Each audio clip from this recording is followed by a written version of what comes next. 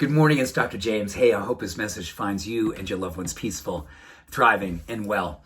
So this message today is in reference to a message I did, about 2.5 weeks ago when I was talking about how it is to be a peaceful protester, how to be a person who stands for spiritual justice, and how hard it can be these days.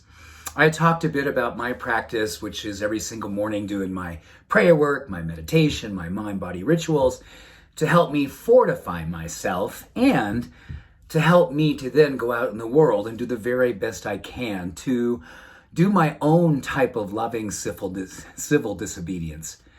And many of you commented. In fact, the honesty of your comments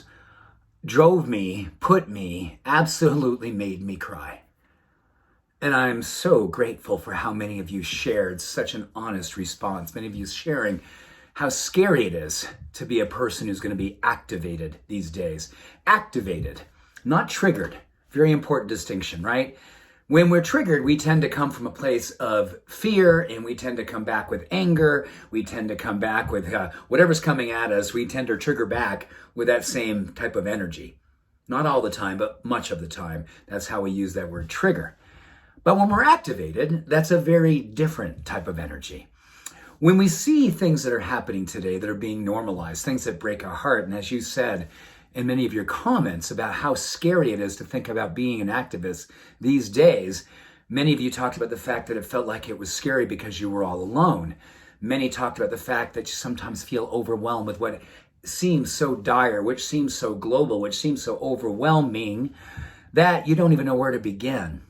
So this morning, I want to share with you a couple things that I am learning about my own activation these days. Number one, I don't shy away from being scared, and I don't want to shy away from feeling the deep level of sadness. That's what activates me. Feeling the fear activates me to want to do something about what brings me fear. The injustice, the inhumanity, the demonization, the dehumanizing. The stuff that just seems to be so normalized in relationship to hate. And I have to find myself going, okay, is this going to make me feel smaller and more oppressed and more hopeless? Or is this going to activate me? Is this going to help me to rise up? This is about going out and picking fights. This is about going out and engaging with people that you're afraid of. This is about engaging with others who you find alignment with. Because in alignment, we get a group of people who then create a greater level of energy, a greater level of power. Yes, when Margaret Mead said that never underestimate the power of one or a few people to change the world, she said, given what we know historically, it's always been one or two or three people that have literally come together, and then thousands, millions from there came together to follow, because there is nothing quite as powerful as actually seeing someone else doing what you know you want to do, but needed the permission to know it was possible. So I believe more than anything these days, the world is looking for permission. And maybe you and I are some of those few people who, through our actions, through our love, through our courage, through our compassion, are going to be giving others permission. There's no ego in that statement. We're not giving permission like, hey, I know what I'm doing. Because you know what? More often than not, I have no idea what I'm doing. And I have no idea how it's going to turn out. But I'm very, very clear that I need to do something. And I've always believed that coming from love is my greatest currency. Coming from compassion is the greatest circulatory power that I have. And when I do that more and more these days, I find that others see this, or I see it in others. I'm just more aware of it because I'm part of it. When I walk with this, I tend to attract this. When I speak to it, I tend to find myself in conversations more often with others, and I'm like, oh my goodness, you feel the same way too. And that gives me hope. That empowers me. That makes me feel more possible. So if you are wondering whether or not you're alone, just go inside and ask yourself this deeper question. Am I willing to walk with a level of grace?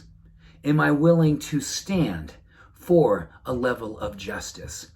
Am I willing to love when it's not necessarily comfortable? And am I willing to step into the world under the influence of a full knowing that the way that I stand gives someone else an opportunity to stand with me, and together 2 become 4, become 8, become millions.